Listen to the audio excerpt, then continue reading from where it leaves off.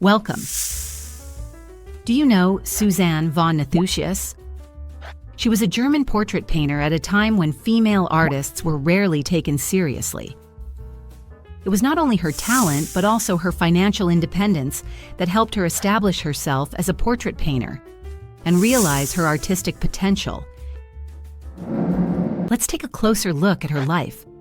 She was born in 1850 as the third of 6 children in Königsborn, near Magdeburg, and grew up in affluent circumstances in her father's castle, where she was taught by private tutors.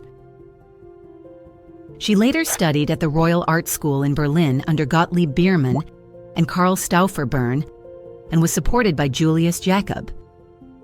In Berlin, she moved in the circle of the Begas brothers, who were sculptors, continued her training in Paris at the Académie Julian with Florence, Carolus, Duran, and Henner, and immersed herself in the works of Raphael during study visits to Florence.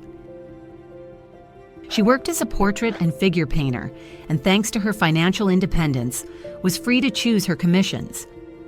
After successful exhibitions in Paris and elsewhere, including at the Paris Salon, she was forced to give up her Paris studio at the outbreak of World War I and moved to Halle, where she not only continued to paint, but also set up a sewing workshop for women and widows during the war through the National Women's Work Organization. She died in 1929 after a long period of nursing care in Niedleben near Halle. Let's take a closer look at her painting style and motifs. Her painting style was characterized by psychological depth. She was a master at painting the soul. Her artistic spectrum mainly included portraits of professors and military personnel, always with subtle but expressive facial expressions and postures. She also created fine nude etchings that captivate with their detailed lines.